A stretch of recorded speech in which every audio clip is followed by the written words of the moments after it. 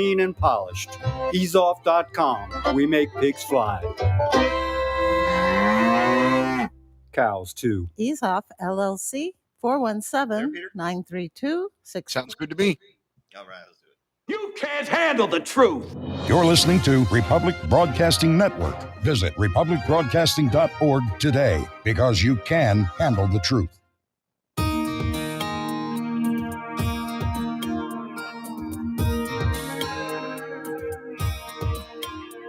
The American dream has become a nightmare. Signs of the time are on cardboard on corners in town. Like a cancer that's silently spreading, there's an unspoken fear. We're on our way down. We must take America back. Right, we must take America back. Welcome, patriots and freedom fighters, broadcasting from my home studio in downtown Bellefonte, Pennsylvania. Worldwide, as National Intel Report on Republic Broadcasting Network, Liberty Lighthouse on Mojo 50 Radio and Patriot Nation Radio Network. Welcome to this 2 hours of common sense and constitutional discussion. I'm your host of the evening, Peter Serafine. At the bottom of this first hour, so roughly 6:30 p.m. Eastern Time, if you're watching or listening live, we're going to have an author joining us, Mr. T.C. Morrison, who spent many years as an attorney, filing cases in several of the federal courts. And now he writes satirical books about the legal system. So that could be fun. We'll have to wait and see. But I want to start off with, everybody out there, if you've ever seen the show, if you've ever listened to the show, you know that I've, over the last 5 years, that I began getting involved in politics. When I first got that itch and started doing something about it and wrote that first little book. At that point, I knew something was wrong. I knew that the progressive woke people had gone crazy and our government was following them right off the crazy cliff. But I didn't really understand. I didn't know what I wanted to do about it. I didn't really understand what was wrong. I just knew that wokeness was crazy. Well, in my 5 years or so of doing this, of writing and doing this radio show, I've come to identify as a constitutional originalist. So I'm going to try to remold this show, remold my broadcast just a little bit, and try to always begin on a constitutional principle or tie whatever the topic that we might have back to a constitutional principle. That's my goal.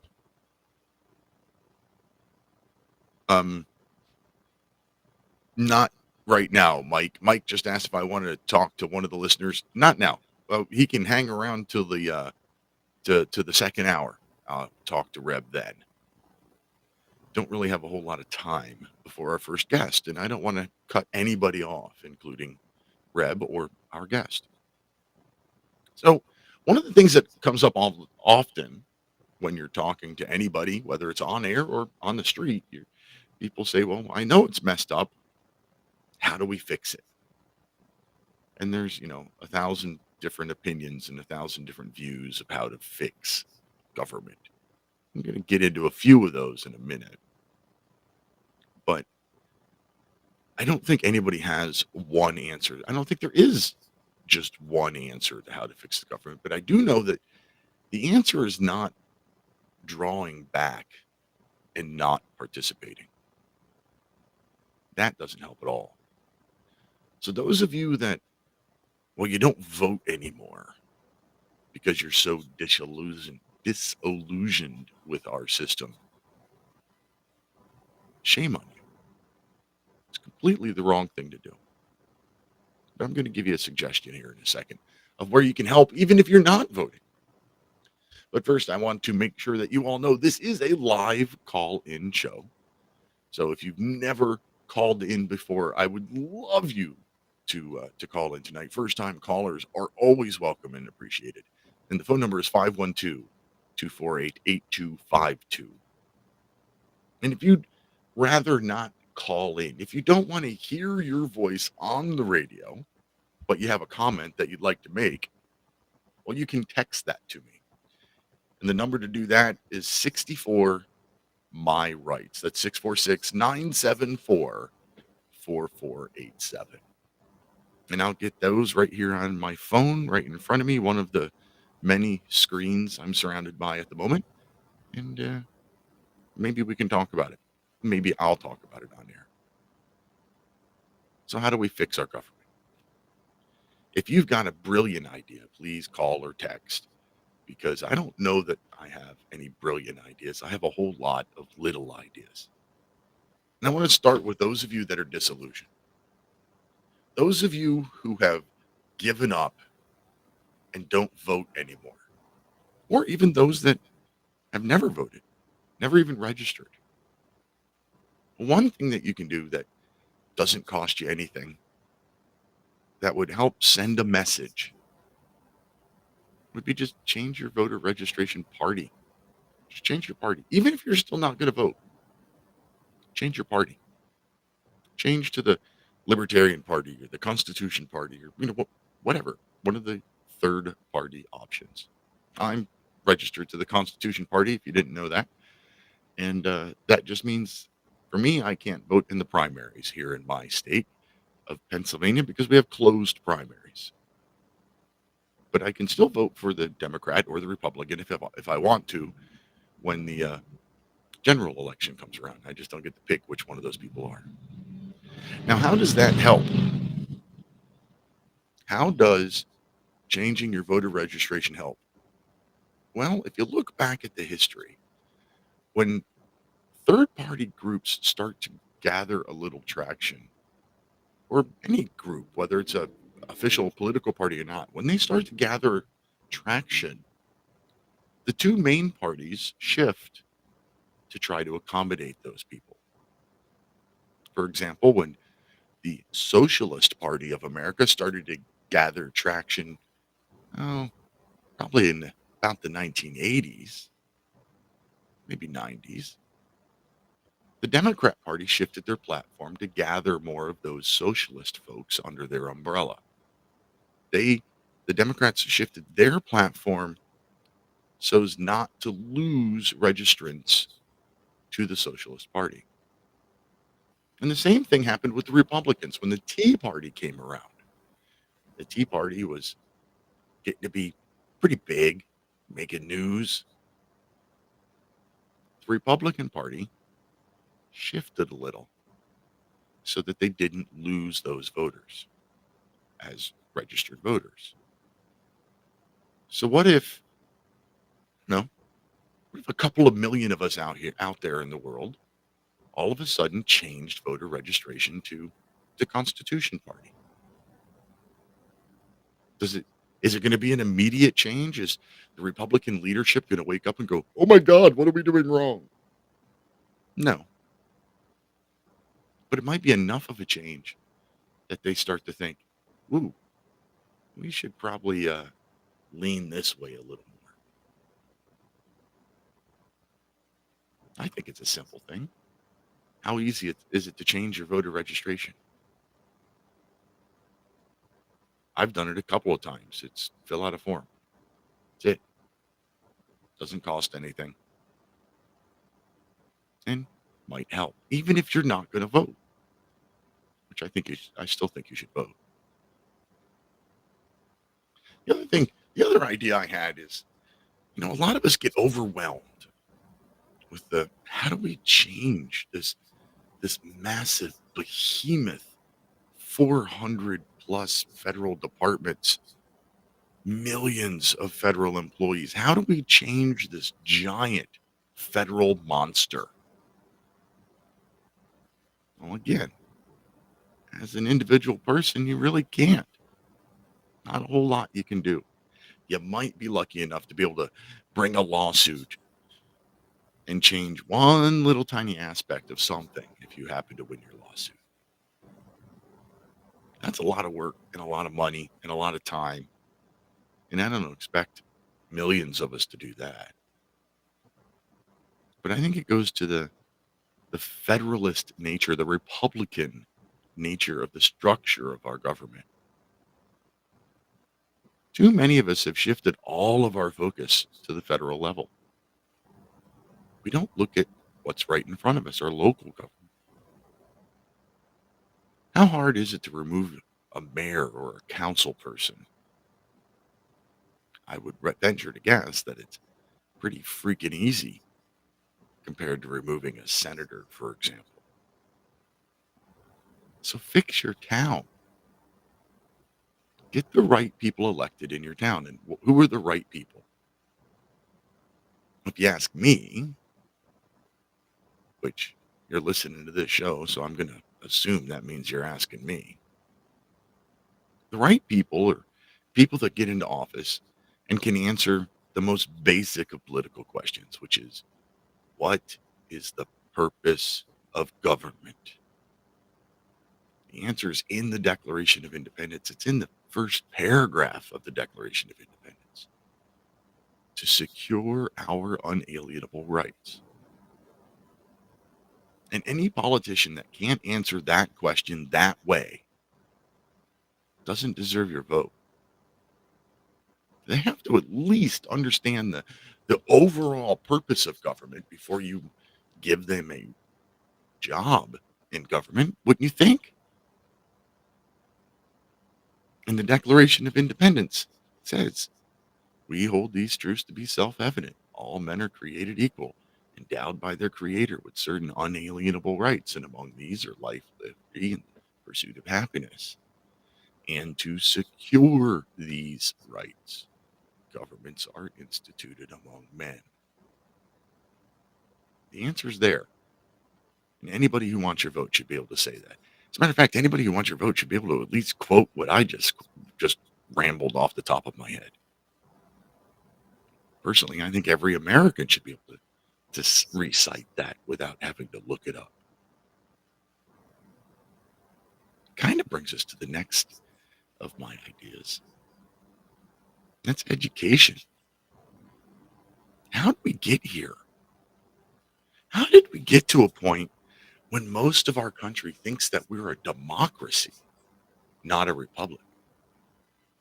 How did we get to a point where people are expecting free stuff from government when that's not in the Constitution? Why should anybody expect anything from our government? So education. What can you do about that? How do you help educate? Well, I'm putting together classes. I created the Liberty Lighthouse classroom. I want people to go there and take courses. So that's what I did. But what can you do? Well, you can go take a course. You can get your neighbor to take a course or get a group of people. You know what? Make it a weekly thing every Friday night for however many weeks. You pick a course. Let's say you pick the Truth of America's Founding. The Truth of America's Founding, I believe it's 4 lessons long, hour and a half each. So every Saturday, invite a bunch of friends over every Saturday for 4 consecutive Saturdays and do a course together. You don't all have to pay for it. Only one person has to. And if you're going to do that, if you're going to invite people over to your house and do any of these courses, contact me. I'll give you the course for free. Just because you're helping to spread the word. Education is key. So yeah, we need to educate young people, of course, but that's going to take generations. We didn't end up with this new generation of youngsters who all want free stuff from our government for nothing overnight. That didn't happen overnight. That took decades of not training people what the Constitution says. So it's going to probably take decades before we get another generation who really understands the Constitution again. So it's not just about educating the youth. We need to educate each other. You need to call out when somebody says something unconstitutional. Now, let's see here. Drink Coaster 22 in the Twitch chat room. It's only not a democracy when the Republicans are crying about something they don't like. This is some F tier right wing propaganda. At least mix in some buzzwords next time. So you drooling Trumpers, you might want to see. Why does everybody do that? You come in, you've been on the show for 3 seconds, and you immediately assume I'm a Trumper. If you had heard the beginning, their Drink Coaster 22, I'm a constitutional originalist. And it's only not a democracy when Republicans are crying about. No, we are not a democracy. We've never been a democracy. We have a democratic component. But if we were still set up the way our founders intended, the only person you would vote for at the federal level would be your member of the House of Representatives. You don't vote for Senate and you don't vote for president. Neither of those things are in the Constitution. Well, the Senate is now since the 17th Amendment. So before you spout off next time and start calling me a Trumper, why don't you listen for a minute? Educate. Educate what's in the Constitution. That's a big part of our problem. That's probably the biggest part of our problem. John Q. Public thinks we're a democracy. There's very few people in the country that can list off the 10 amendments of the Bill of Rights, or even yet, what does the First Amendment give you? What? I'm sorry, that was a misspeak on my part. That was wrong. The Constitution doesn't give you anything. Your rights come from God. What does the First Amendment protect? Is the right thing to say. And I said that wrong and I feel stupid about it. I'm sorry. Most people can't answer these basic questions about our Constitution and our form of government. They want to abolish the Electoral College because they want us to be a democracy. Ben Franklin says a democracy is two wolves and a lamb fighting over what's for dinner. Thomas Jefferson called a democracy mob rule. A republic is set up with laws to protect the minorities. Democracies don't have that.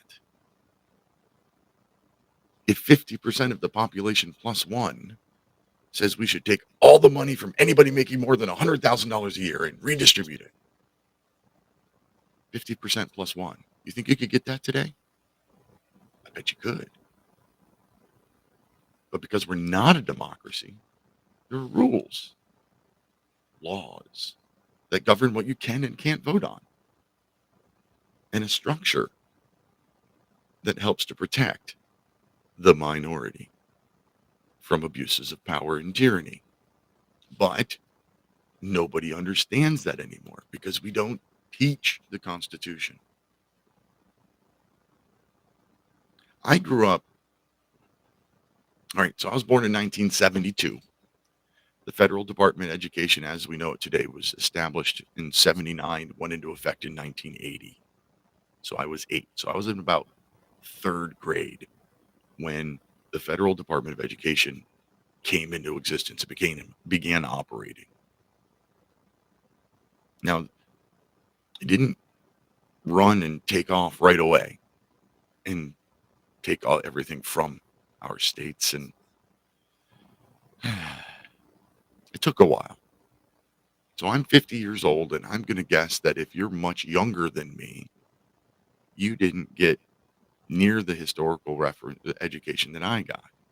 And those that are older than me probably got a far better American history education than I did. American history not only wiped off the curriculum, it was I don't know, perverted, I guess. Yeah, slavery was bad. Yeah, we allowed slavery in our country, but so did every other country in the world at the time. We were the third country to abolish slavery. Third. And you know what? There's about 150 countries today that still allow slavery. So if America's original sin is slavery, what's that saying about the countries that still allow it today? True Seeker Donald, also in the Twitch chat room, says that the Articles of Confederation were a better setup than the Constitution. Well, apparently they weren't, because the Articles were falling short in different ways, and that's why they got together to fix them and ended up building something new. We were close to defaulting on our debt in 1786 and 87, because under the Articles of Confederation, the general government, which is what they called the federal government, they couldn't demand money from the states. They can only request it. And states were like, oh, well, I don't have it. I'll give it to you next month. And, well, the states were each printing their own money, and some of them printing crap tons of it, ruining the economy of not only that state, but the whole country. Had armed rebellions in our country because worthless money.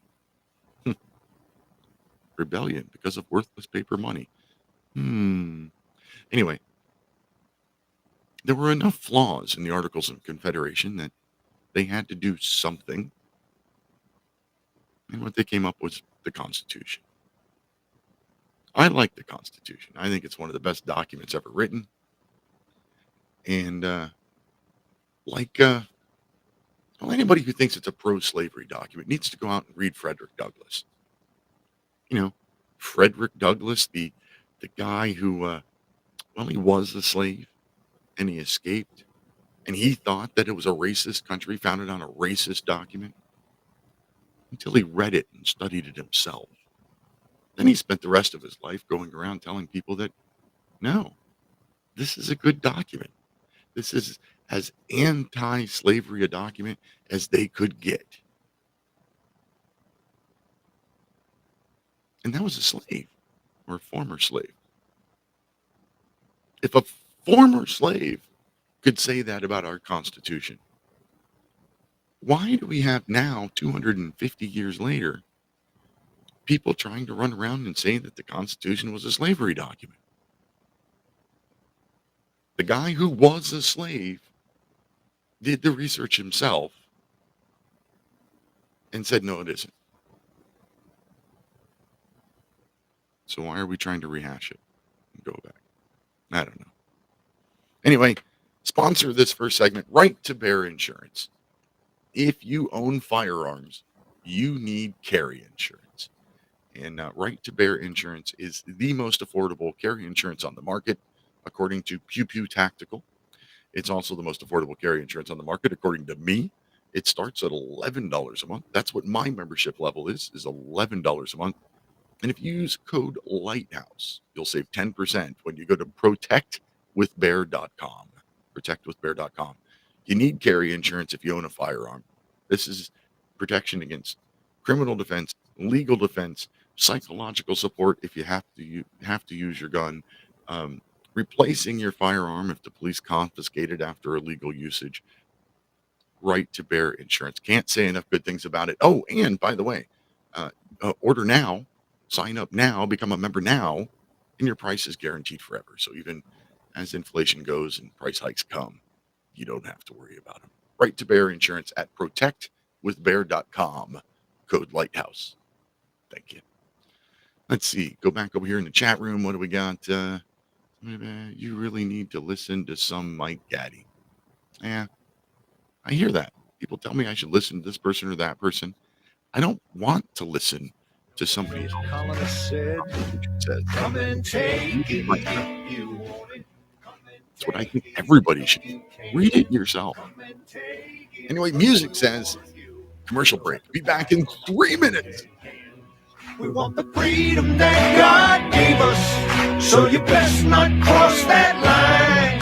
If you want this gun, you gotta come through us and take it one shot at a time. Einstein once said, "Future medicine will be the medicine of frequencies." What did he know?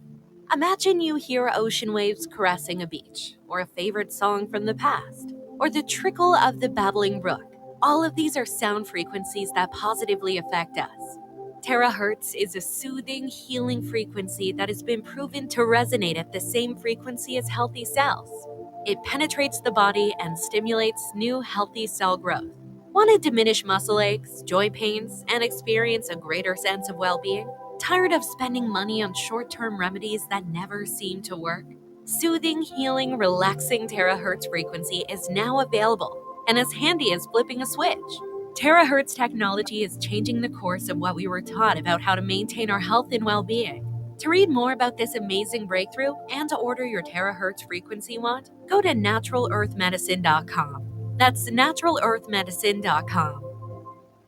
Hello from beautiful Colorado. My name is Samuel Jung Kei, and I am currently the lead Shilajit hunter and master herbalist for Colorado Shilajit Company. In this video series, I will be discussing what we believe is the greatest of all adaptogenic superfoods and the single greatest natural healing remedy gifted to us by Mother Earth. I think you too will become as excited by this incredible substance called Shilajit as we were and are after our discovery of this amazing gift right here in beautiful, colorful Colorado. You may already know Shilajit by other names: Shilajit, Momio, Momi, Mami, Mineral Pitch, Asphaltum, and others. Shilajit literally translates to destroyer of weakness and conqueror of mountains. Shilajit has been in use for thousands of years and is considered as the highest valued cure-all of any earthly substance. Look for the Gold Mountain and medical symbol logo in banners on republicbroadcasting.org to watch the full video and see more information. Use code GORBN when ordering. That's GORB.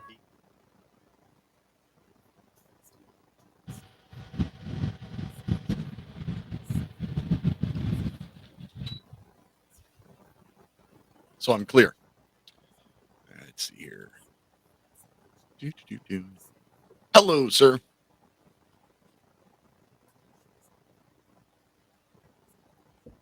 Hello? Can you hear me? TC. Am I supposed to hear you? Yes, sir.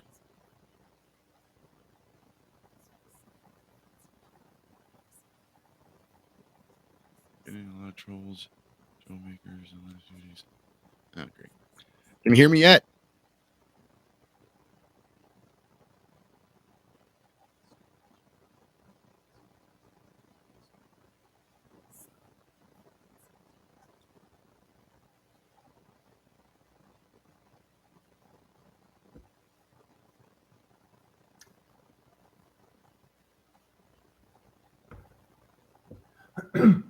Do we have the guest able to hear us yet? Not yet. Huh. A little weird. Yeah. I don't know. I would have to think that he has got something not checked properly in the settings, I guess. Huh.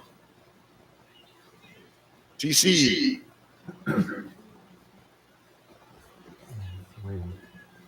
Huh. Maybe could just rejoin and see if that works. Yeah. But I don't even know how to tell him that. I don't know if he can see their chats. Maybe just boot him. Can you boot him out? I suppose I could. Hey, what's the call in number for guests? Hang on.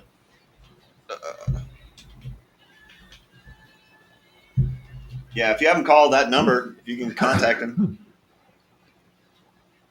You send him an email. We're back. I'll send him an email. I have his email from when he sent it. I'll send him over an email, see if he gets that. All right, I'm going to boot him. Okay.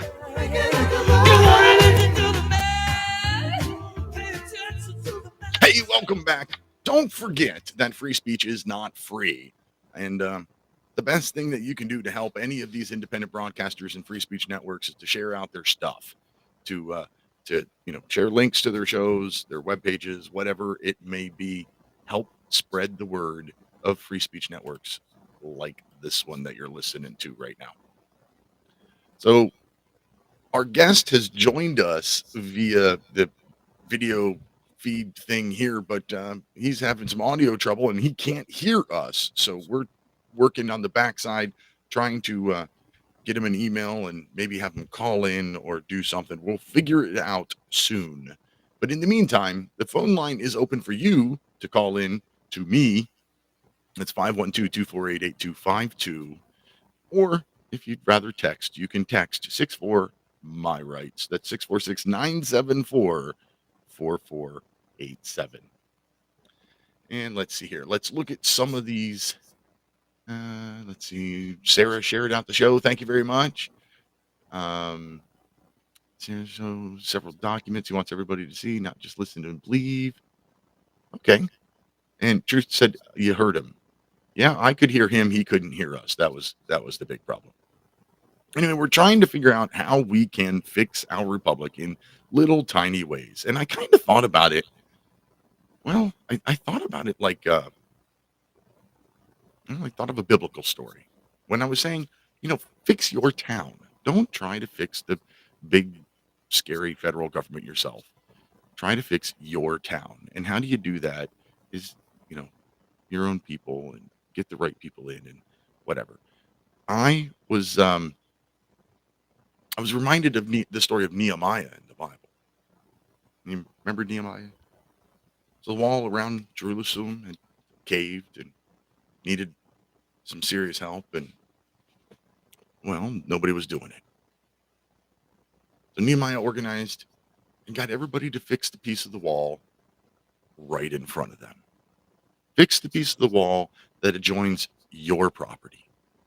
And hopefully your neighbor will fix the piece of wall on their property. And eventually, the whole wall gets fixed. And I think that's a lot like what we need to do in our government. If we all fix our towns, if we all fix our counties, then our counties will fix our states, and our states will fix our Fed, and it'll be like that. Let me try this again. TC, can you hear me yet? Nope. Can't hear. No. He can't hear me. I can hear him. That makes for an interesting conversation. So the story of Nehemiah really brings to heart to me, like, what can you do in your town? How do you fix your little town? Well, you need to elect people that not only answer the question that I said in the last segment, where not only do you need to elect people to office that understand the purpose of government and the purpose of government to secure our unalienable rights. It's the only acceptable answer. But you also need to elect people, well, not only do they know that they're supposed to secure our rights, but they know the structure of our government based on our Constitution, the supreme law of the land. Anybody who wants my vote for any elected office should know the supreme law of the land, right? That makes perfect sense. So ask him a question or two about the Constitution. I forget which federal judge it was that President Biden had nominated a federal judge, and that judge was, going through the Senate confirmations and was asked, what does Article 1 of the Constitution do? And the judge was like, I don't know. I haven't done a lot of constitutional law.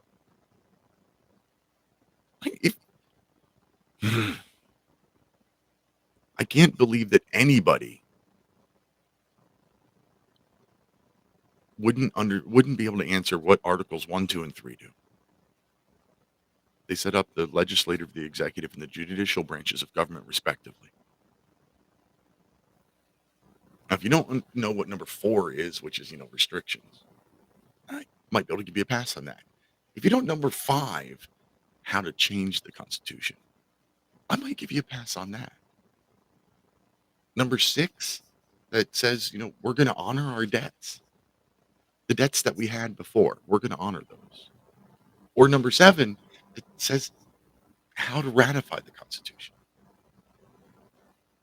If you don't know 1, 2, and 3, you shouldn't be in government. You shouldn't have a job in government at all, let alone an elected job. And this particular judge was an appointee to be a federal appeals court judge.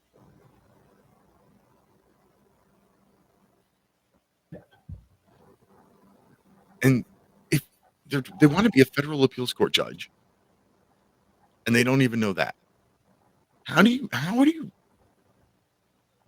an appeals court judge be an appeals court judge if they don't know the Constitution? TC, can you hear me yet? Nope. We're not connected audio. Yeah. Well, I think most likely it's you need to turn up your volume. But I don't have a way to tell you that because you're obviously not reading the chat messages either.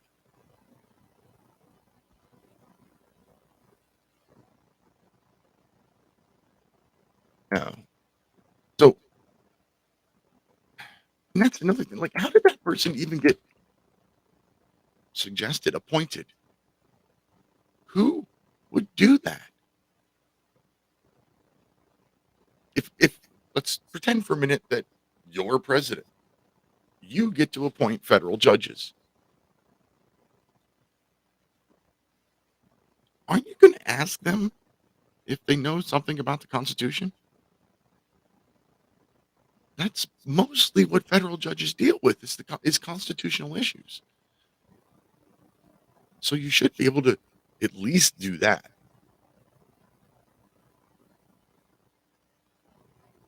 But we're in a place now where we are so divided that it doesn't matter. You have the right ideology. You're wearing the right team patch, the right team jersey. So I'm going to nominate you. That's not right. So fix your town. You need to know your rights. The people that you elect need to know your rights. And knowing them isn't enough. Knowing your rights is great. But if you don't have the courage to stand up for them, what good is knowing them?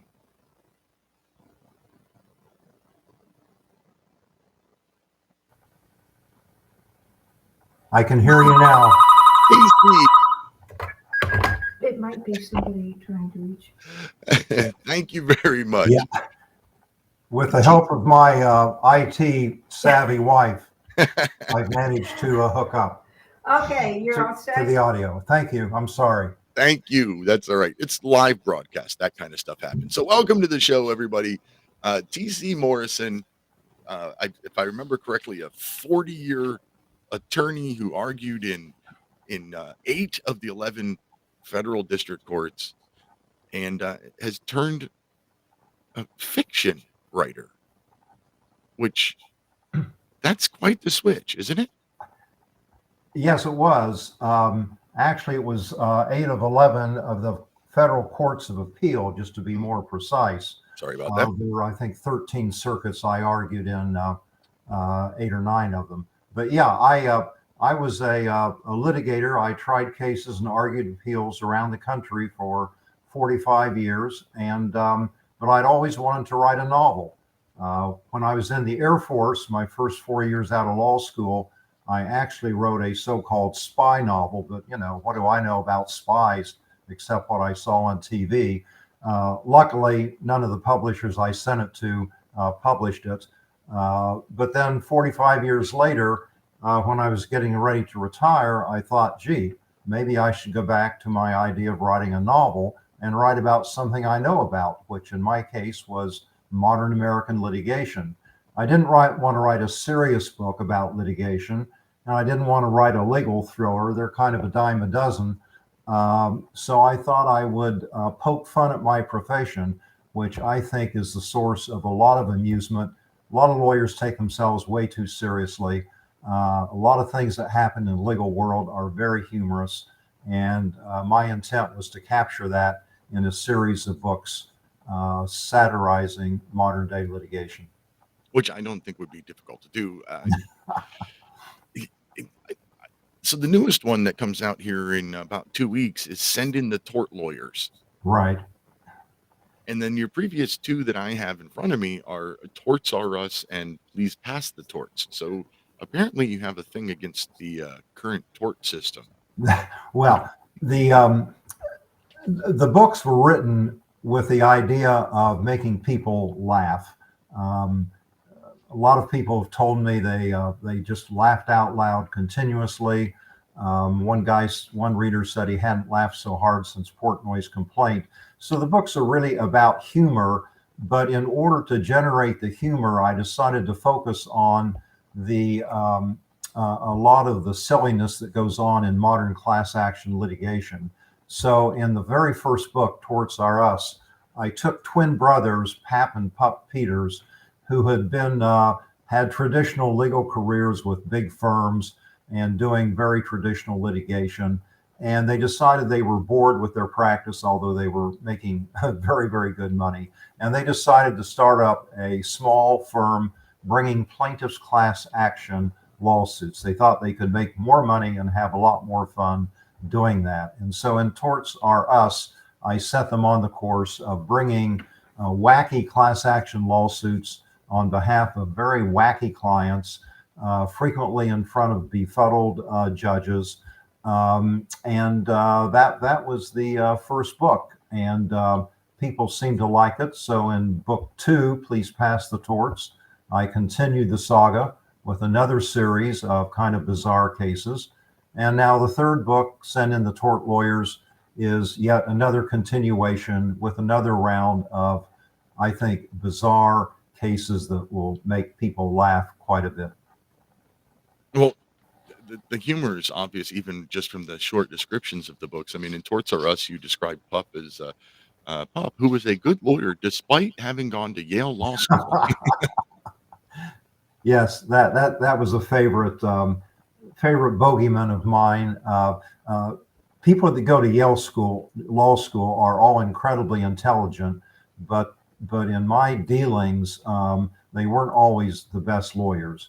In fact, one of my associates that I shared an office with in my very first year of practice, he had gone to Yale, and he flunked the New York bar, and he said he went up to Albany to read his bar exam, which you could do, and he met all of his classmates up there reading their exams. They had all flunked it.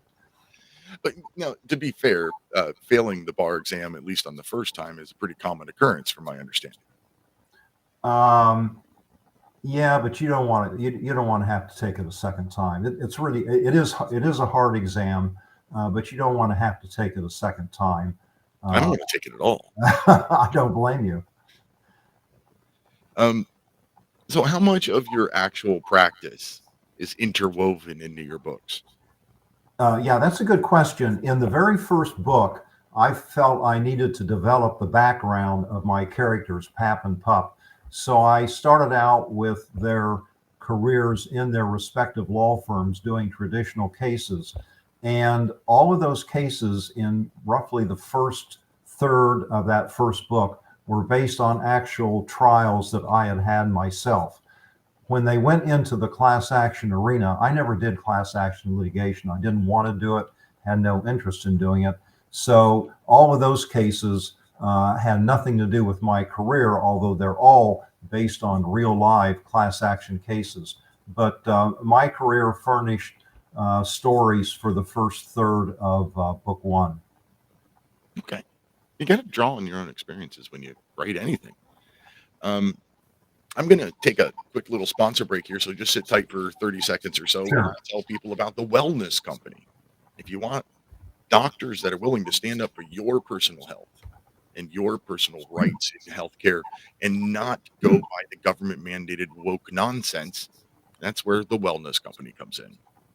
That's twc.health, and you can find doctors and pharmacists and pharmacies to help you out. And they'll help you if you're one of those preppers and you want to get ready and have a 3-month supply of your medications in back drawer someplace, they'll help you with that too. If you want to get off of medications, you want to get away from big pharma, they can help you with that too.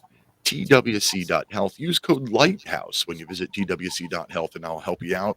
And you can see doctors or just buy their amazing American supplements. twc.health, code Lighthouse. Okay, so the newest book is about cryptocurrency, if I remember right. Yes.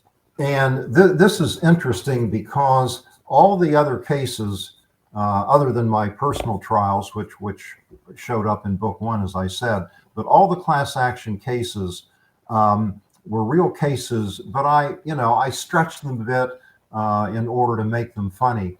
The cryptocurrency case, the real facts in that, the rise and fall of FTX, which left millions of people holding worthless cryptocurrency, those facts were so bizarre, I didn't have to do any improvisation. I took the facts exactly as they occurred in the real world.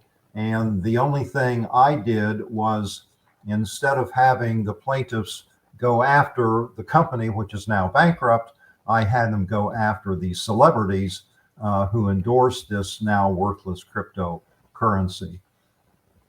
I kind of expect that to happen, to be honest with you. Yeah. Actually, in real life, there are now some lawsuits against the celebrities. How well they're being prosecuted, I'm not sure. I think my book laid out a very clever way to go after the celebrities, because they're the only ones anymore with money. I mean, this company is absolutely bankrupt. Sam Bankman-Fried was once worth $16 billion, and he's now sitting in jail in Manhattan, and he's not worth anything. So in my book, I figured out, I had my lawyers, Pap and Pup, figure out that the big money would be with celebrities. Well, maybe your book was the inspiration for the real ones going on now, the real lawsuits that are going against the celebrity endorsers. Yeah, the interesting thing about this, Peter, this is frankly the only case in all 3 books that I would say represents a legitimate use of the class action mechanism. This really is the kind of case class actions were designed for.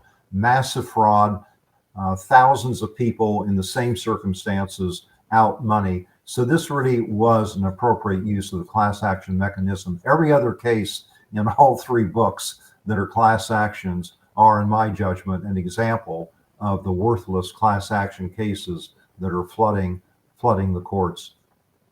All right. Now, since you're here, well, first off, before I start getting questions for you that are a little off of the topic of your books, tell people where they can find your books. Mainly on Amazon.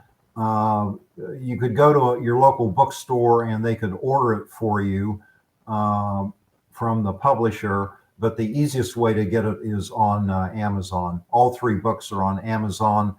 If you go to Amazon, you'll see the reviews. The first 2 books had tons of reviews, most of them in the 4 and 5 star category. Awesome. Yeah, so like looking at the new book, it doesn't come out until next month, or no, 13 days from now, the 12th. You're already number 18 in law practice books. Really? Yep. Wow. Right there on the screen, number 18 in law practice, number 190 in law practice. I'm sorry. Number 18 is as the Kindle book, number 190 as the book, and number 276 as the satire book. Wow. How did you find all that out? I went to your found the book on Amazon and scrolled down about 2/3 of the way. Oh, okay. Your ranked, your overall rank.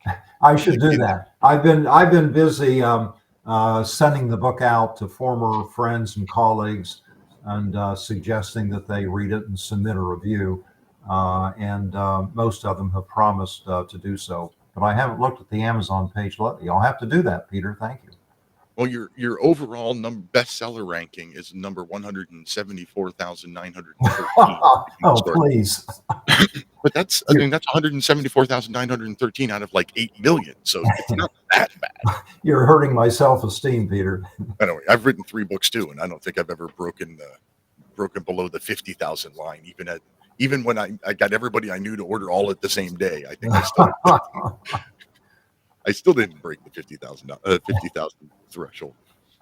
All right, so I want to ask you, since I've got you here, if you don't mind, I'd like to ask you questions. Like, so you specifically go into tort as a theme of all of these. What are your opinions of the current tort system?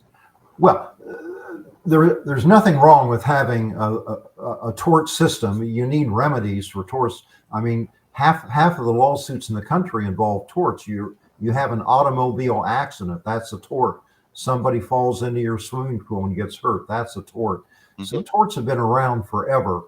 And the class action system was designed to deal with mass torts. In my judgment, it was designed to deal with serious mass torts. For example, an airplane crash or the 9/11 events, or as I just said, the collapse of FTX, leaving millions of people penniless. Where I think the tort system has gone wrong is there's a huge industry of lawyers who do nothing but bring class action cases. Most of them are frivolous, and they frequently bring them, of all places, in the food world. Cases involving food ingredients, cases involving a package that isn't full enough of ingredients. The most recent case, Burger King was just sued in class action alleging its Whopper isn't big enough. Well, those cases are amusing, and I have a lot of fun with them in my books. I have 2 or 3 of those kinds of cases in the books, and they make for great fun, but all they do is clog up the court system. And the reason that they're unfortunate is that they don't really benefit anybody except the lawyer. I'll give you a good example.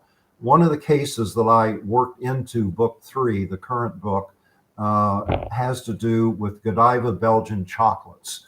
And the issue in that case was, could Godiva call them Belgian chocolates if they were actually made in Reading, Pennsylvania? Godiva argued, well, Belgian chocolate is just a kind of chocolate, doesn't mean they're made in Belgium. Well, that case was litigated as a class action, went on for several years. It was finally settled. And here's what happened in the settlement. There were 2 or 3 named plaintiffs. Each of them got $5,000. There were thousands of members of the class. The class members got $15 each. But if they had proof of purchase, they got $25. Of course, who keeps a proof of purchase of a box of chocolates? The lawyers walked away with $5 million. Right. That is just a perfect example of these kinds of cases. They really don't benefit the consumers. These consumers were lucky they got $15. Usually you get a coupon good for more boxes of the product that you just sued about.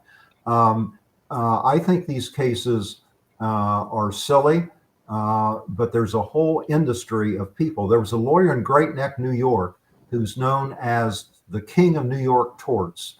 In, I think the year was 2022, there were 148 class action cases filed in New York State. This one attorney had filed 87 of them, and they all were on the same subject, that is vanilla. His argument was that unless the vanilla in your product came from a true vanilla bean, as opposed to a vanilla flavoring, the product was mislabeled. Well, that case, frankly, doesn't belong in federal court. No. There are remedies for cases like that. For example, the FTC can always look into product labeling and advertising. State attorney generals or consumer fraud offices can do that. And when I practiced, I had a lot of cases where a company would sue a competitor for false advertising.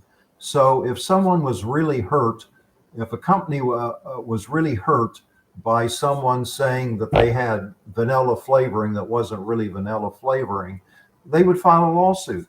And I did those kinds of cases all the time. But in that case, it's a competitor using its own resources, hiring its own lawyers to bring the lawsuit. There's no ripping off of anybody. So there are ways that the food labeling issues can be resolved without the need for a ridiculous class action lawsuit. One of those competitor ones that I remember was Papa John's Pizza. Yes, that was my case. Oh, was it? Yes, I represented Pizza Hut against Papa John's. That was one of the more interesting cases I did. We had a 3-week trial down in Dallas, Texas. The issue was Papa John's had this slogan, better ingredients, better pizza. You couldn't watch a football game without seeing that slogan. On its face, the slogan by itself is what you generally call puffing. Nobody takes that kind of thing seriously. But Papa John's did something really interesting. They began running advertising tied to each of the ingredients. It's tomato sauce, it's cheese, it's dough, and in the ads, it tried to show why those ingredients were better than its competitors, thereby turning a silly slogan into a real advertising claim. All right, I'm going to have to ask you to hold. Can you hold over for the break? Sure. All right. It is commercial break time. We'll be back in 3 minutes with DC Morrison. Tell us more about his books. We need various foods and more things made in USA. It's the least we can do for the red, white, and blue. We must take America back. All right, we're clear. You and I can talk. The people that are watching in video form, which is like 2 people watching right now, they can still hear us. But over the radio airwaves, they're listening to 3 minutes worth of commercials. Okay. I remember that I actually used the Papa John's analogy. I used to be in the food and beverage industry, and I used to talk about marketing. I taught management level courses, and I would teach that, as far as marketing is concerned, your brain categorizes things in groups of 3. So if I say, name the 3 best pizza joints, you're going to say the first 3 that pop into your head. And how to get in there, how to become one of those top 3 takes either time or money. And I can't remember his real name, the founder of Papa John John's. John Schnatter. So leaving Pizza Hut with a big pile of money, he bought his way into that industry. He spent a gazillion dollars in advertising so that everybody knew what Papa John's was, and basically knocked like Little Caesars and Pudgy's and some of these other places out of the top 3, and cemented himself there. And I taught that as a marketing thing. Yeah. But that takes a lot of money. Yeah. Well, you're absolutely right. It was brilliant marketing, and I think the slogan had a lot to do with it. Because it's pretty catchy, and they had a lot of good visualization. Where it went over the line was they started really disparaging Pizza Hut's pizza, and really some nasty commercials. Yeah, I remember those, but I in my head, we remember things differently. I remember the disparaging commercials coming after the lawsuit, but that's probably just they were before. We got the commercials enjoined. The jury also agreed with us that the slogan should be enjoined, but the 11th Circuit on appeal, they thought the slogan was just puffing, and they refused to let that injunction stand. So that's why you're still seeing the slogan on TV. Yeah, but the advertising is gone. It's an opinion, though. I mean, better ingredients is an opinion. Better pizza is an opinion. Oh, yeah, sure. An opinion, you can't sue on an opinion. The problem was they were backing up that opinion with actual facts, it's slander, showing consumers why each ingredient was better than the competitors. Right. Do you know? Are you familiar? I'm sure you've heard of the McDonald's coffee lady. Oh yeah, sure. Yeah, she sued McDonald's because the coffee was too hot. Right. Yeah. If you don't mind, I know a little bit about that case that most people don't know, because they never looked into it. If you don't Probably mind, more than I know. You Yeah. probably We'll be know back. more than me. We'll be back in a few seconds with the music if you want to jump right in. All right, coming back. Here we go. Public Broadcasting Network.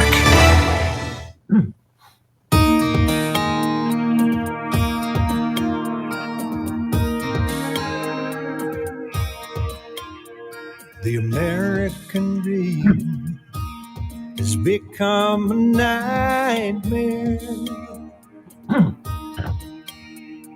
Signs of the time are on cardboard on corners in town.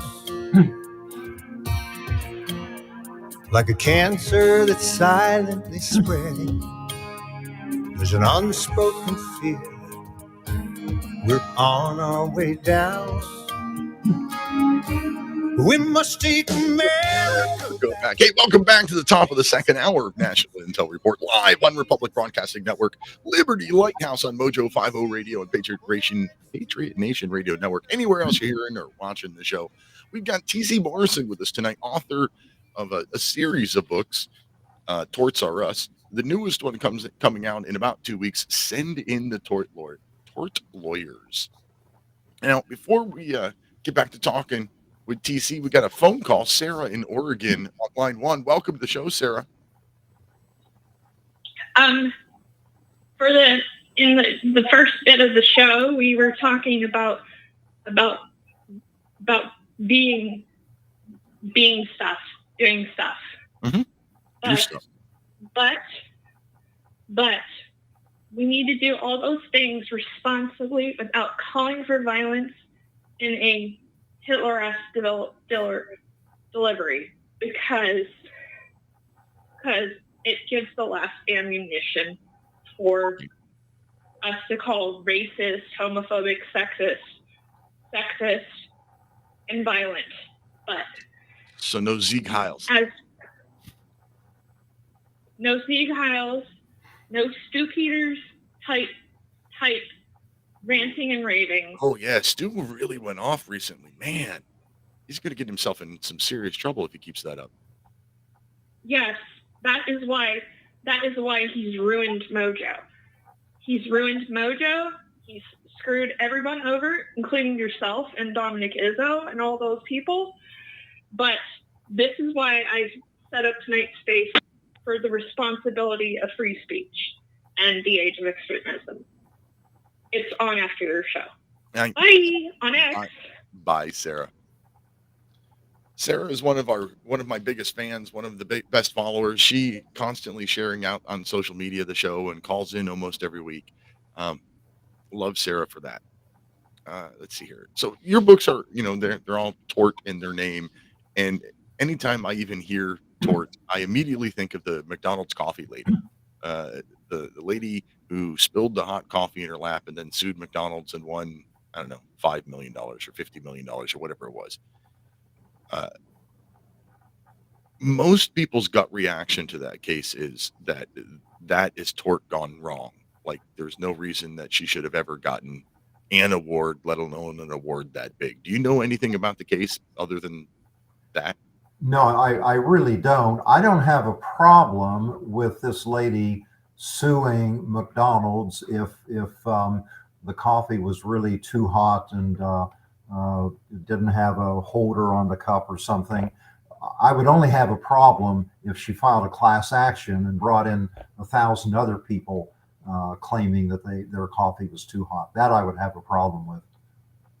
Well, tell me what you know about the case. I'm interested. Well, what I found out was what made the case really interesting. Okay, so typically you want to serve coffee between 170, maybe 190 degrees, like at the absolute most. Like 190 degrees is screaming hot coffee. Mm-hmm. McDonald's, or I don't remember if it was McDonald's corporate or McDonald's that particular franchise, but they had a historical record of multiple complaints about their coffee being far too hot. Mm-hmm. They were aware of the problem that their coffee was far too hot. And it was basically company standard to keep the coffee far too hot. So once I learned that, then that to me is gross negligence. And yes, you deserve to be slapped down for that. You deserve punishment level of tort to that. Yeah, You know, I would absolutely agree with that. Yeah, the lady got, second degree burns in her lap when she spilled her coffee, which is terrible. And she should have been, compensated for that.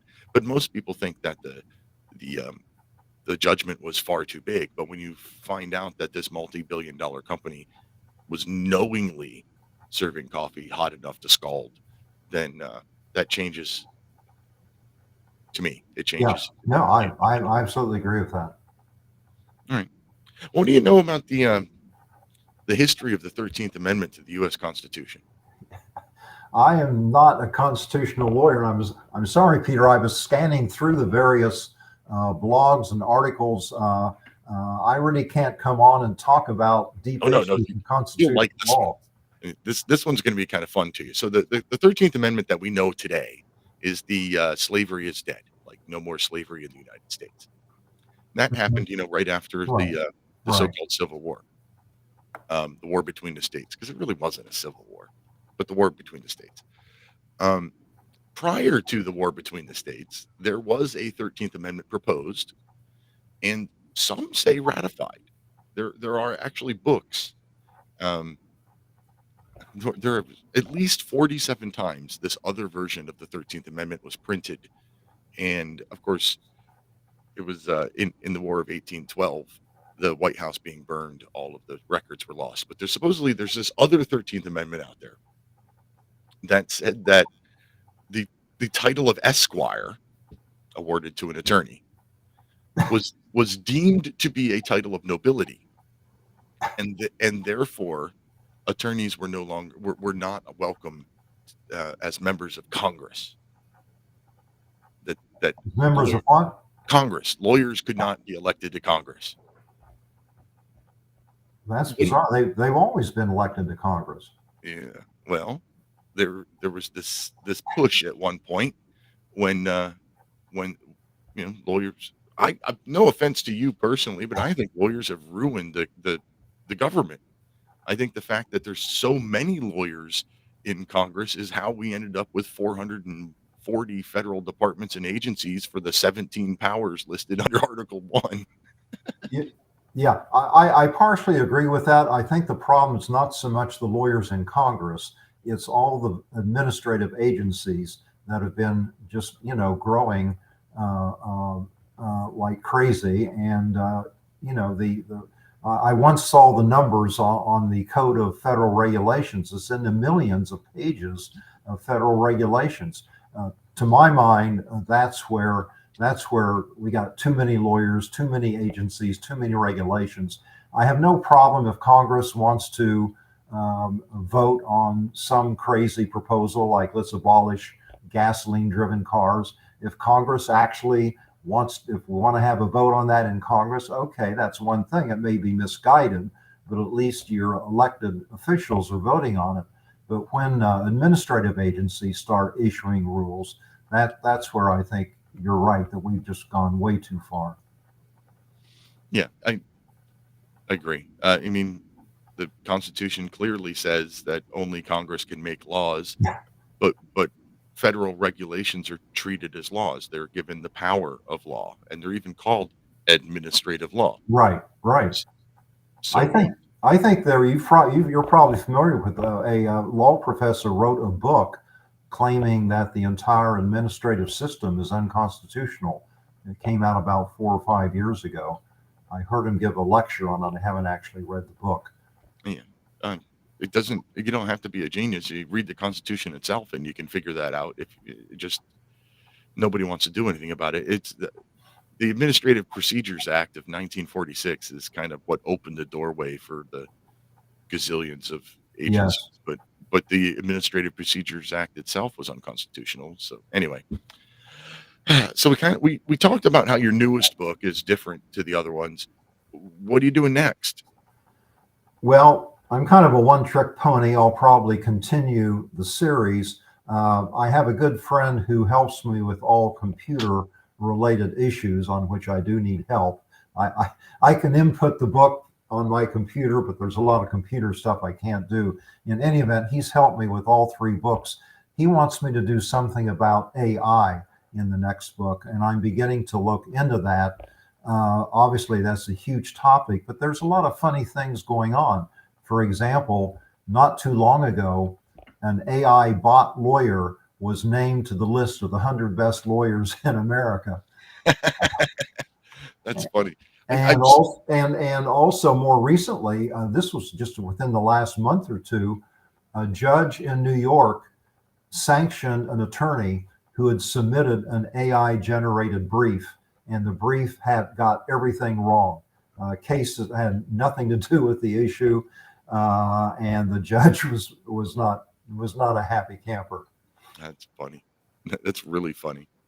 So I think there's probably a lot I can do with AI. I want to keep it humorous, though. I'm not going to write a treatise on whether AI is good or bad for us. Yeah, like anything else, it's a tool. Social media is a tool. It's we, the people, that have turned it into a cesspool that it is. Yeah. And I'm sure social media is much the same way. Anyway, we got a phone call. I don't know if he wants to talk to you or me, but he says he wants to talk about the 13th Amendment and attorney thing. Joe in Oklahoma on line 3. Yes, I don't know which one of you I want to direct this to, because I didn't get in on the very first of your discussion. But one of you that was talking about this seemed to be apologetic that we couldn't know for sure that this 13th Amendment was ever ratified or whatever.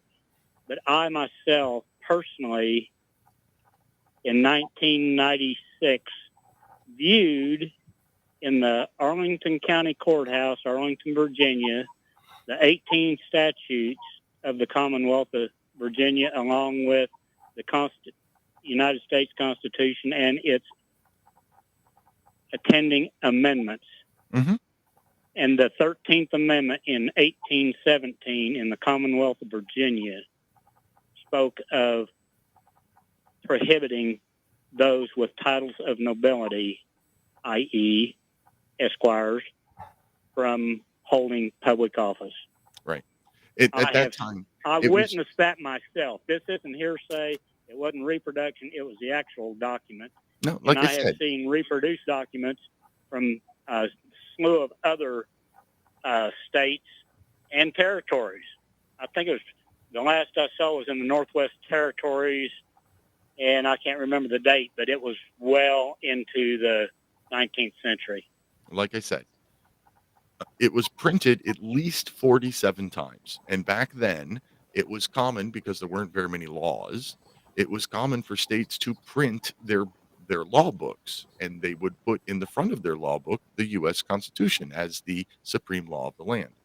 And yeah, there are multiple copies of the 13th Amendment that has now disappeared.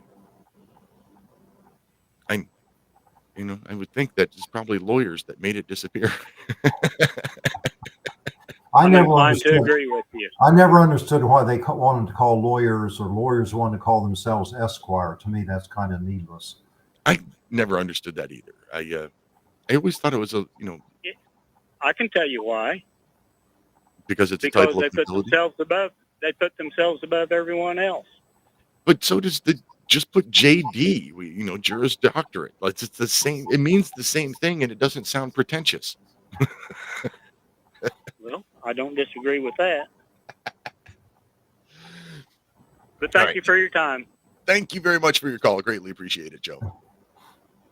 All right, so you're thinking about doing about something with AI, and that would be interesting to me. I use AI to help me a little bit. I generally will use AI when I'll write something out and get the AI to reorganize it, or polish it for me sometimes when I've got something I want to say, but I just can't make it sound good. And I'll type it out and I'll say, hey, reword this, and it'll rearrange it and make it sound better. In a way that you're happy with? Usually, sometimes I have to hit the regenerate 3 or 4 times until it comes up with one that I like. But it it helps. Okay. Well, Mike, as a lawyer who wrote briefs all the time for 45 years, I frankly got tired of people telling me that they could improve upon my brief writing. So I probably would resist going to AI to quote polish anything I wrote. Maybe I should, but I'm self-assured enough that I think I probably would resist that. yeah, I get stumped. I have a high school education, and I just started this whole political stuff like 5 years ago. I spent most of my life in restaurants. Now I'm a mailman, and sometimes I need a little help polishing around the edges. How long were you in the service, Peter? I only did 2 years on active duty, and then I did 6 years in the reserves. Ah, okay. Mike in Kentucky on line 3. Welcome to the show, Mike. Hey, that's kind of a standard thing, but I think they can recall you up to, depending on what your profession is, up to 55 or 60. I can't remember. They changed the policy on that when they were short during the Gulf War. Yeah. Or sometime there in the early 2000s. So, yeah, I held in my hand Rebound 2 copies published by Kentucky in 1822 of that 13th Amendment back in, I'm going to say 1994. And I hate to say where it might still be because stuff tends to disappear sometimes from libraries. Yeah, that's what I want to understand.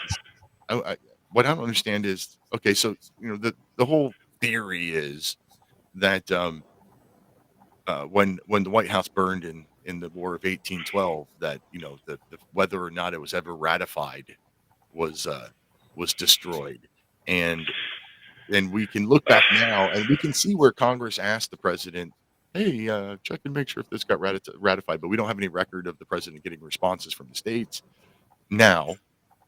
But the fact that it was printed 47 times over 5 years or something like that seems to suggest that it was probably ratified. Well, and what matters is the archives of the state. The states all thought it was ratified as far back as I'm. Oh, I think we lost Mike. Oh, well, we seem to have lost Mike. Anyway, thank you very much for your time, sir. We do. Let me, Mike, hold on for just a minute. I'll come right back to you. Mr. Morrison, anything else that you would like to add this evening before I let you go? No, I would just say that if your listeners are in the mood for a good laugh, I urge them to buy any one of these 3 books. I think they'll have a lot of fun reading it, and they'll also learn a little bit about class action abuse, which is a real serious problem that needs to be addressed, but probably won't be. Yeah, well, lawyers involved, so probably not. Right. Oh yeah, the lawyers' lobby is huge. That's why it's probably not going to be addressed. Well, Mr. Morrison, thank you very much for your time. Everybody go to Amazon, search for T.C. Morrison, and buy his newest book, Send in the Tort Lawyers. Thank you very much, Peter. Thank you. Have a great night. Thank you. Let's go back to Mike in Kentucky. Where were we, Mike? Well, I was just going to say that the last time it was published, as I understand it, was like 1874 by the territory of Montana, as far as the title of, and you really have to call it the Titles of Nobility Amendment because there were other prior to that. Right. So, and none of them came close to being ratified. I'm sorry. Yeah, there were several before and after. I mean, there have been thousands of amendments proposed. But yeah, the Titles of Nobility version is the one that, well, sure seems to look like it was probably ratified and then just disappeared. I was going to say what you mentioned about the War of 1812 burning the White House was kind of irrelevant because it was proposed as because of the War of 1812, as I understand it. I think in 1818, something like that. Kentucky ratified it in 1822, and all the other states thought it was ratified, so they published it as ratified, whether they voted on it or not. It's real similar to the 16th Amendment. the law that never was. It was Bill Benson's 2-volume set where he went to all the state archives and showed that the 16th Amendment was not properly ratified, and even one state changed the language of it, which you can't do that. I think that was Kansas. So ratifying is something that doesn't exist. Yeah, it's funny and the president doesn't even have to sign a law. I wasn't aware of that until I looked into the history of the Affordable Care Act with Barack Obama. Right. And you can find the page. He can wait 10, just not sign it, and 10 days later it becomes law as if he did. It depends on whether or not Congress is in session or not. But Barack Obama has just simply stamped approved and put an autograph on there without it having his title or seal. It's kind of weird if you find that page. I mean, Nancy Pelosi has her seal on there. Joe Biden has his signature line with his title, but it just says stamped with ink approved and Barack Obama's signature. It's kind of weird. His signature thing. You would think you'd put his title on there as President of the United States of America, with a big, wax seal. Yeah, there's definitely a shall we say, questionability about the 13th through 17th Amendments. Like they all have issues of, hey, was that ratified right or not? Well, what is the 14th, 15th? Yeah, it's the 13th, the second 13th Amendment, 14th and 15th in the post-Civil War era. They all add this paragraph that says Congress shall have the power to pass laws to enforce this amendment. No other amendments have that. It's almost like they're trying to legitimize Congress because the Congress after the Civil War doesn't even meet on when the Constitution says they're supposed to meet. We've got to substitute Congress or something. Yeah, there was a lot of shadiness after the Civil War about how Congress was operating. That's for sure. Well, they didn't have the authority to adjourn, sign a day in the first place, just because 7 senators no longer had authority to act. They were recalled by their states. They had no authority to act. So Jefferson Davis gave a farewell speech and left. I mean, there was nothing else he could do. He had no authority, and so the Union was not dissolved. The newspapers were probably at that point controlled by the Rothschilds. I don't know, but the Union actually was not dissolved. It was a big lie. Mm-hmm. They could continue on with the states that stayed. And they had no authority to adjourn, sign a day, which means without setting a time to reconvene, basically. So that was a flim-flam. What's his name? Lincoln ordered them back into session under emergency power, supposedly, that he didn't have either. So it's just one thing. The president can call Congress to emergency session. That is in the Constitution. It is? Yeah. Oh, okay. Then I got that one wrong. But but he used. Don't get me wrong. Lincoln used a lot of emergency powers he didn't have, but that wasn't one of them. Right. Well, I really didn't. I thought there was a problem with that because the dates that they traditionally meet now is not what's listed in the Constitution. No, the Constitution says it has to meet once, and now they meet all year round. So I've been listening to alternative media for a long time. Back in the 90s, there was somebody that said that if you watch C-SPAN at the right time, you'd see the president of the House, or let's see, which is it, the president of the Senate, which is the vice president, the speaker, or either way in Congress on both sides, they recognize a messenger from the president of the United States. A guy walks in, says, "Mr. Speaker" or "Mr. President," the emergency continues, and turns around and walks back out. Right. The whole thing's operating under emergency is what they were claiming. It is. What was I just thinking of? We're under the declaration of emergency since the Depression, like the Great Depression. Yeah, well, 1933. That was never, as far as I know, the banking thing was never fixed. So. No, never been. There's 30-some emergencies that we know about. It just makes me wonder how many there are that we don't know about because we're mushrooms kept in the dark and fed on. I'd kind of like to see a presidential candidate stand up and said, on day one, I will sign an executive order ending all emergencies. No, I don't think that. That would be wild to see that happen. And I think the government would scramble to figure out how to operate after that, because there'd be a lot of stuff that would have to be dismantled, I think. Yeah, whole departments would have to go away. Hey, thanks for your call, Mike in Kentucky. Misty, feel free to call back. Sorry I missed you. It's break time. Be back in 3 minutes. Well, it's all right.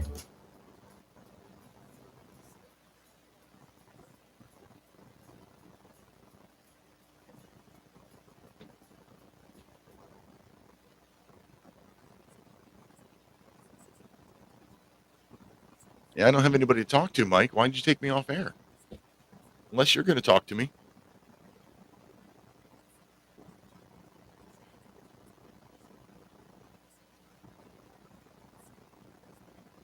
Yeah, no other guests. Go ahead and run the U.S. ads, I title guess. codes, the Uniform Commercial Codes, and U.S. Supreme Court rulings have upheld that defective mortgage documentations can reverse or stop foreclosures and enforce property title claims in favor of the homeowner. We are having successes in stopping the process of foreclosure, the enforcement of the foreclosure judgments, the sale of property, and evictions after the sale. We are not attorneys, and we don't give legal advice. We are a professional team of legal researchers, providing forensic mortgage audits and expert witnesses. We have the knowledge to produce the evidence and enforce laws regarding your legal issues. We've been in business for 12 years without a complaint. Consultations are free, and we provide a free title search to confirm if your mortgage has legal defects. Please call 855-253-3748. 855, 2, keep it today.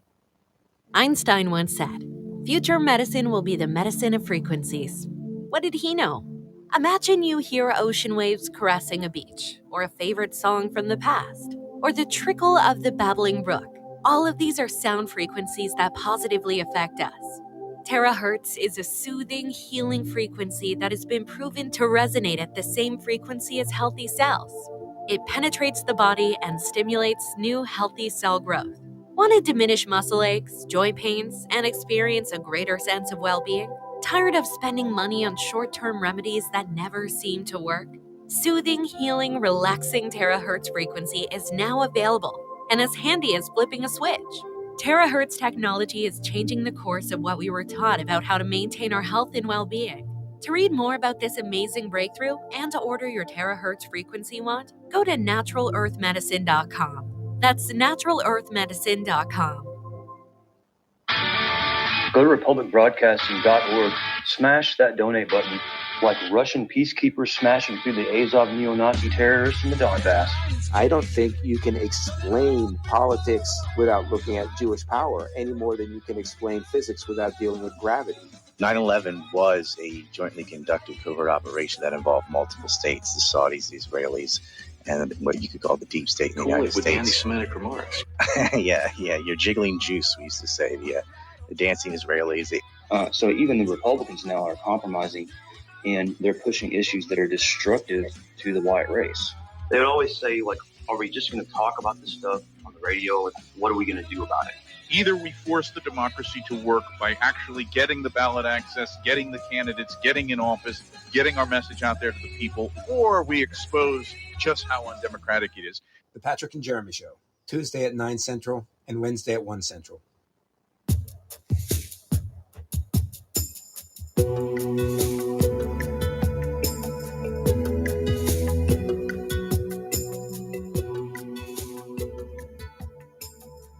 It's different music there, Mike. Sounded a little bit like something a hypnotist might be playing, or no. Anyway, welcome back. I'm Peter Serafine. This is the final segments of tonight's show, and boy, have we been all over the place. Started out trying to suggest things that we can do to help fix our republic from the ground up, fixing your town, changing your voter registration to one of the third parties just to send a message to the two big parties, fixing your town by electing constitutionalist people in your town and in your county, right there. People that you can remove from office, because it doesn't take a whole lot to remove a local official. People that are willing to stand up against the tyrannical overreach of the federal monstrosity that we have now. But it's the final segment of the show, and I didn't tell you about Romika Designs in the last segment. Don't forget to visit romika.com. ROMIKaDesigns.com. ROMIKA Designs.com. ROMIKaDesigns.com for all of your custom laser engraved, laser etched, laser cut gifts and needs and purposes. Awesome stuff. I have bought a couple of gifts myself for my beautiful wife at ROMIKaDesigns.com. Use code Lighthouse when you're there. Save yourself a couple of dollars. I'd greatly appreciate that. And, well, let's see what Reb has to say. Reb, been holding since the last break. And, well, welcome to the show, Reb. Yeah, U.S. Pentagon First Team, Bubba, Scout, Reb in Colorado, Lakewood, Colorado. And we're not going to stop. You asked last week, what does he have in mind? We spelled it out. We're the law. We're not just nobody. We're prosecution witnesses for the United States America government against the state of Colorado. I told you, we're all under military jurisdiction. And I spent the first hour when you were talking about something else, harassing the United States Pentagon at the National Command Center. So you call the number if you got any sense. You don't want lockdown. You don't want to take an injection. You already said no. We heard you. But you're going to have to back it up by force. And that's what U.S. military does. It's a public law, 109-364, Section 1076. The governor of this state was dealing dope against federal law. We're going to shut them down. We're going to bring the IRS. And we're going to take their dope money because it's a federal crime to possess marijuana. You don't have to like it. And you have every right to get in the way. Because what we're bringing, we're not going to stop. It's the law. We go round them up. They've been obstructing justice. And we're not the Justice Department. We're the War Department. And it's time for them to be brought in dead or alive. Alive's not looking good. The regional administrator has said, no, don't surrender. That's what they're telling them. So we already know. Just like, you know, we're fed up with Caucasians. We're telling everybody we're the white race and all. Caucasians suck. They can't get 20 of them together ever to go into a food store and say, we're not covering our nose and mouth. They're not going to do that. You know, they lock you down. That's coming. So, Reb, I'm guessing that you're not going to be taking the new vaccine that the Biden administration announced the other day that he's asking for funding for. It's murder. So we know Research Triangle Park, Fort Detrick, Maryland. They're not going to get that stuff out of there on our watch. It's not coming this way. It's like telling you, we're bringing this stuff to murder you. No, you're not. It's going to stop. And we're not going to do anything. We're not covering our nose and mouth. But you have to organize. How come the dark people can organize? They don't even know each other. And they can put 100 people together, go into a store, and loot the place. And the 911 bastards, we call them the guinea, they don't stop them. They can take up to $999. How do they know how much they're taking? They're just full of crap. Did you see the guy, the shop owner in California who repriced everything in his little quickie mart to be $951? Oh, that doesn't stop them from swiping it because that's a lie. Everything they're telling you in these enemy broadcasts, especially the Patriots, are liars. They're going to wipe out the world population. We're here. We're mass exterminators, and we're telling you, they're doing it wrong. They wouldn't be bringing all these darkies in here from all over the world if they were going to wipe out the world population. No matter how many horrors they suffer, wars, famines, disease, they keep breeding better than mosquitoes all over the world, and they're still coming. And they said the population's gone up. We believe it. 8.5 billion, not trillion. They look like they're everywhere, and they're just overrunning the place. Who's stopping that? Nobody. It's against the law. Where's the law in this one? So you call 703. That's what I was doing while you were talking on the phone. 703-697-9121. And I don't know how to talk to those people. But did you learn your manners at Waste Point? That's how I talk to them. Sometimes we argue a lot. All right, so what's we that? argue. Reb, There's before I some let you go, huh? before I let you go, what's that phone number to? You gave me the number. Where's it go? Who are we calling? If They we call it CHOPS, the Chairman's Office, Pentagon, and it's also called CHOPS National. It's also called NATCOM CENT, the National Command Center. It's the top of the Pentagon where a complaint is, and you tell them those deadbeats on welfare, Bubba Scout Rev ain't doing their job, and don't shut up about us, because no one's going to stop this.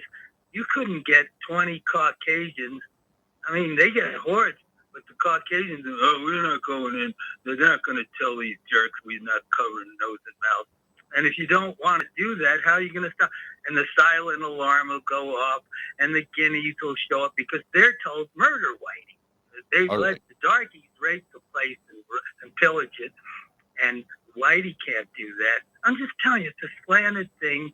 It's all against the white race. That's the part of where the decline is. That's where they're wiping out. So we figure you're beat 16-1 by the darkies with this 8.5 billion. That's not reducing populations. That's increasing them. All right, Reb. The real message is they're getting rid of. Getting phone calls piled up behind you. And back over here to the Twitch chat room, we got Drink Coaster 22. Nothing racist about this. Hey, I'm not a racist, but it is a free speech network, so I try not to cut people off too terribly much. And Reb's just kind of funny. I don't agree with most of what he says, but he's funny, and I like to listen to him for some strange reason. I don't know. John in Colorado, line 3. Welcome to the show. Yeah, hi, Peter. I liked your guest. It was very good. It was kind of interesting, some of those stories he talked about legally. Anyway, talking about voting, it's there, you vote. I think you should. I know there's people even on the RBN saying I'm not going to vote. And, of course, I didn't ask the question. If they got the voting where it's supposed to be, it's honest and all that, would you go back and vote? I think they would, but with voting, and I've been a poll worker when I was in California since I retired for about 10 years, where I moved to Colorado. So I've known, I've seen all the ins and outs, and you're looking at your dealing, run it all through the computer. They take it down to a central point or a precinct, and I've read about it going back to the way back when the Collier brothers wrote their book, The Vote Scam, and knowing that can happen and what's going on, and people, they just don't understand it. They have to get out and just demand it. You have to get out and enforce. That's the problem. Enough people say that, go change it. But it's possible. At least we've got the right to vote, whether it's scammed or not. You can get it changed. Enough people demand it. They can change it. Get rid of the computer systems and go back to single ballot voting. Yep. Old-fashioned paper one day. And, I want to say thank you for being a poll worker. That was something I suggested a long time ago. I said, if you're one of these people out there, if you're one of these people out there that say that, the elections are corrupt and there's no way to do it, well, what are you doing about it? And the one thing that you can do is be a poll worker, because every county in this country is short poll workers. Hundreds. Here in my county, Center County, Pennsylvania, we're about 100 poll workers short every election. And with over 3,000 or roughly 3,000 counties in the country, that means that there's, like 300 or 30,000, 30,000, 300,000 empty polling station jobs. So somebody's going to do those things. Why not be you?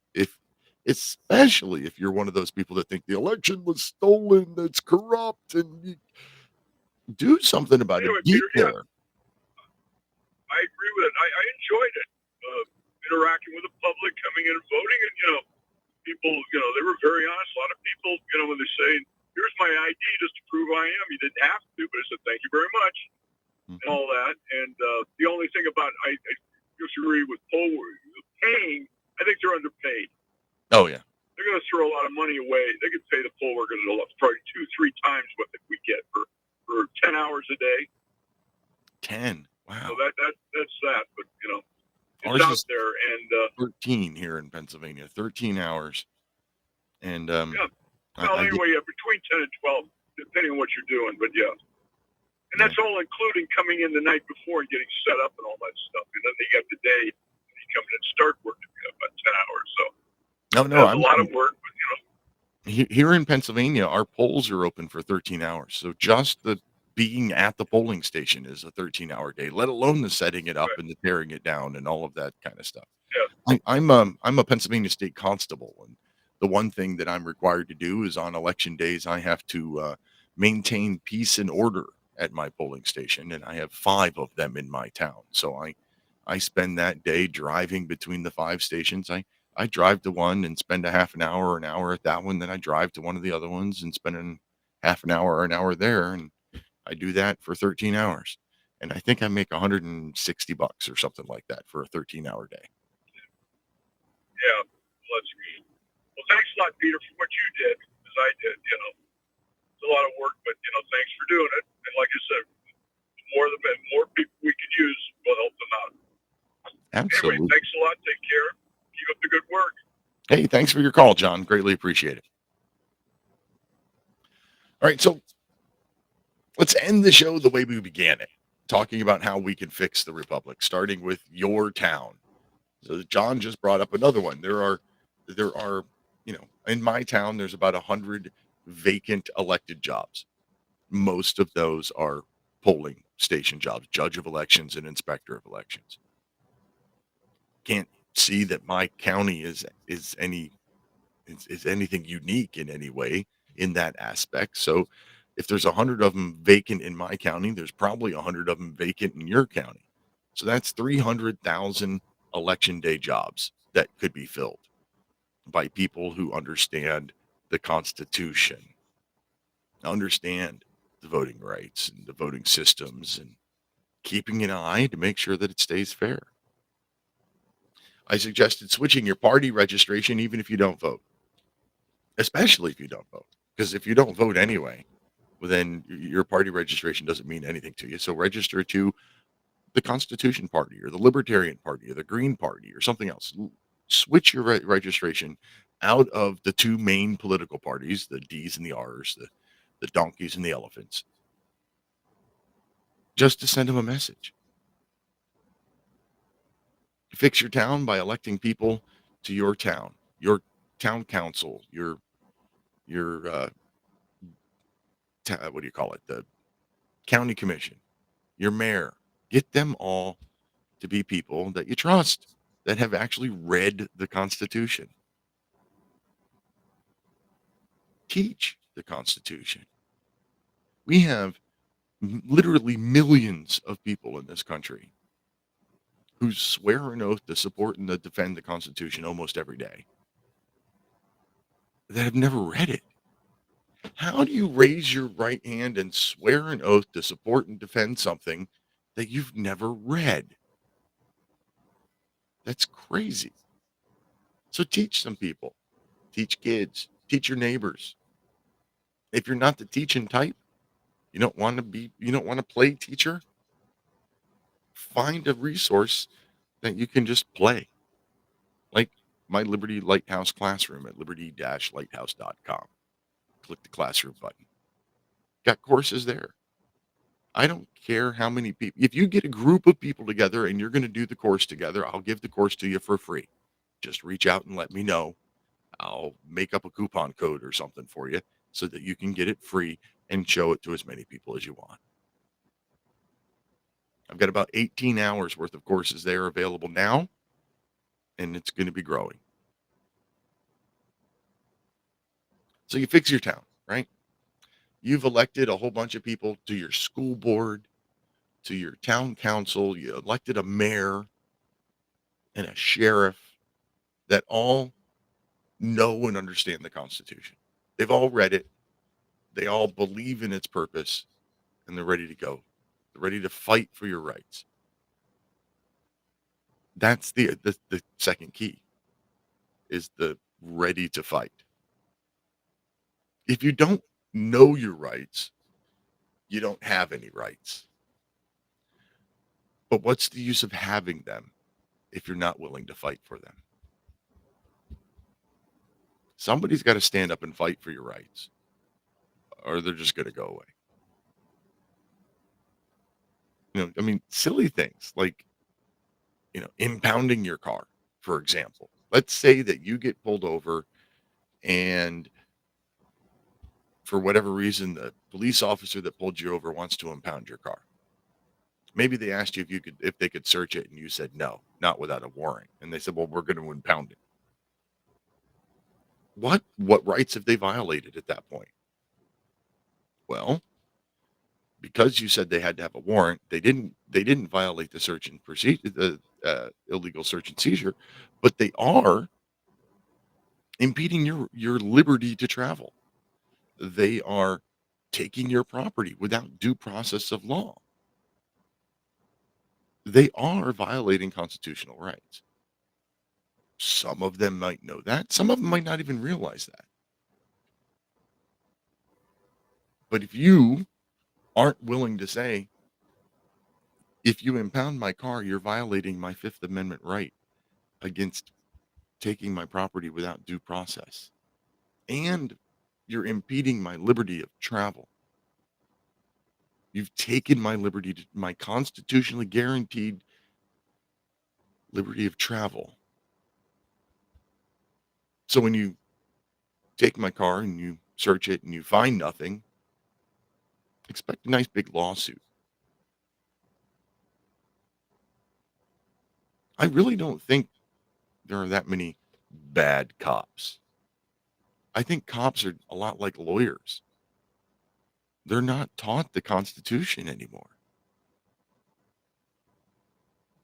I should have asked Mr. Morrison when he was on the show, did he take a constitutional class when he became a lawyer? He argued in federal appeals courts. But did he ever actually take a class on the Constitution? Because I bet the answer is no.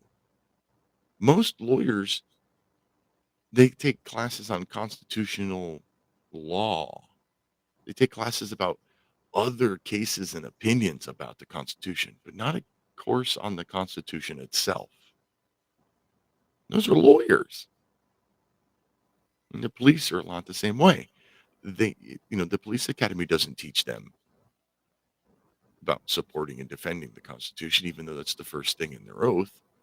The police academy teaches them about case law, about what you can and can't get away with based on what other judges and police have done and said in the past.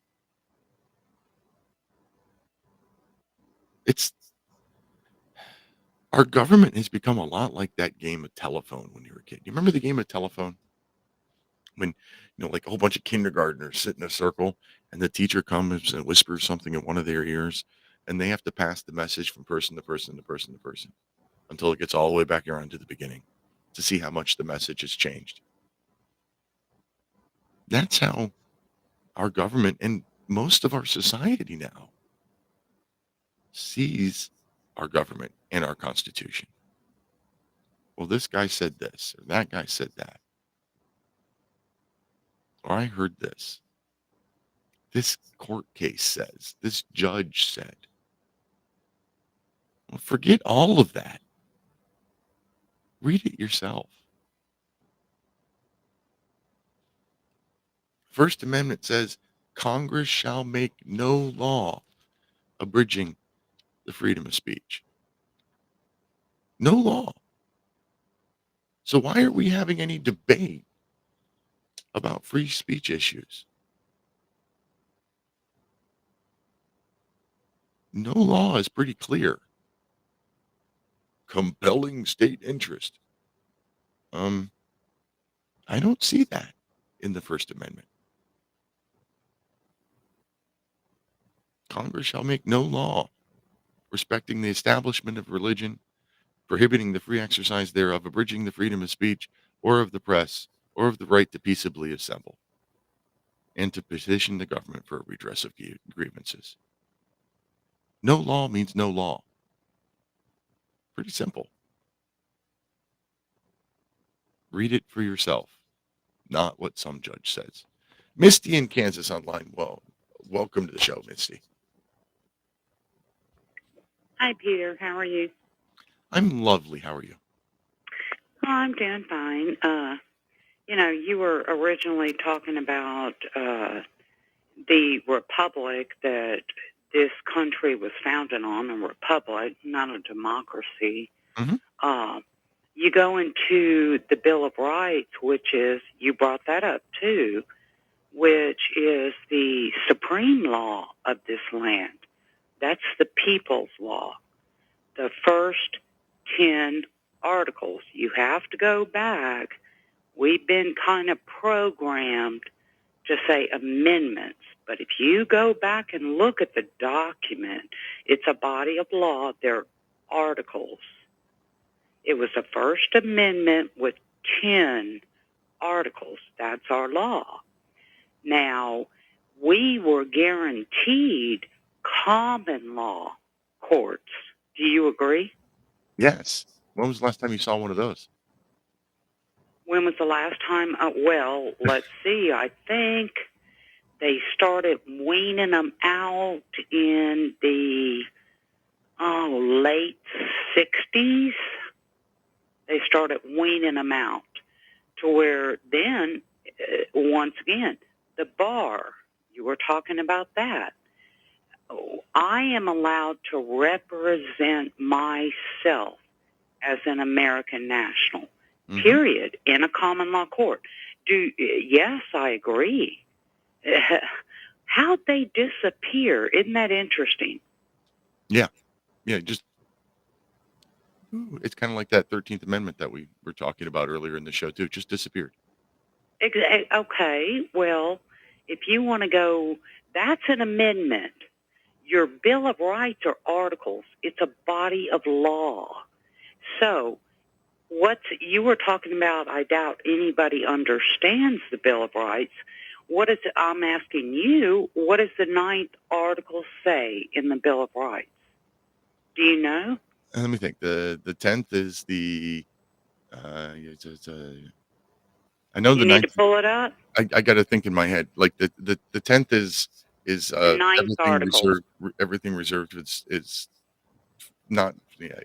I know the 9th and 10th are related. I can't think of the exact of the 9th. I'm sorry. Oh, really? I was just looking up. I was just looking up the preamble actually to the Bill of Rights right now. Oh, the new enumeration of rights. That's what it is. 9th is the enumeration is not to disparage is the writing down. Rights already exist, right? The enumeration in the Constitution of certain rights shall not be construed to deny nor disparage others retained by the people. Now, if you break those words down and you understand the Bill of Rights, the law of this republic is saying the government has no authority, period. The government And then only you has look the at the authority that we gave it. Pardon me? The government only has the authority and only has the power that we gave it, the things that are listed in the Constitution. Everything else is ours. Yes, I agree. 100%. So I believe firmly people need to understand the Bill of Rights more than that so-called Constitution. The Bill of Rights teaches us our authority. They work for us, not the other way around. Yeah, now, and one other thing I want to say is that I do not feel ashamed for not voting. I do not at all. I'm not going to give my consent to a, quote, government that is ran with dual citizens. They're not natural born. That goes in the Constitution, if you will. I'm not going to give my consent by allowing these people to keep doing what they're doing, sending money, starting wars. And the only thing, I'm not ashamed of that, and no one will ever address it to me as that I should be ashamed of not voting. But did you hear what I said about your voter registration? personally am just dragging my butt on is not unregistering to vote, because I don't give my consent to this fraud. All right. Have you ever seen the preamble to the Bill of Rights? I have seen all of it. The I preamble to the Bill know of the Rights, I didn't even know People's Law existed. is the Bill of Rights, period. The preamble to the Bill of Rights. Go ahead. I didn't even know it existed until, I don't know, a few months ago. We all know Okay. the preamble to the Constitution itself. The preamble to the Bill of Rights, I believe it was written by Gouverneur Morris. The conventions of a number of states having at the time of the adoption of the Constitution expressed a desire in order to prevent misconstruction or abuse of its powers, that further declaratory and restrictive clauses should be added. And as extending the ground of public confidence in the government will best ensure the benefits ends this institution. And it goes on a little further, but now I hear music and I can't go. It's basically says conventions didn't like some of the stuff. They wanted more restrictions on government. So here we wrote them down.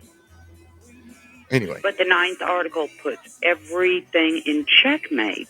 Right. 9th and 10th. Time's up. Got to go. Thanks for your call, Misty. If you're listening live on Republic Broadcasting Network, stay tuned for The Edge of Darkness with Jeffrey Bennett. Thank you to T.C. Morrison for joining me this evening. Thank you, Mike, my producer. Couldn't do the show without you.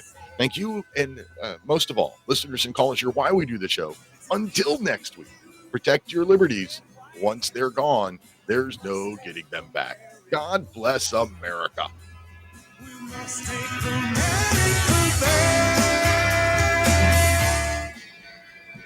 Great show, Peter. Thank you. Yeah.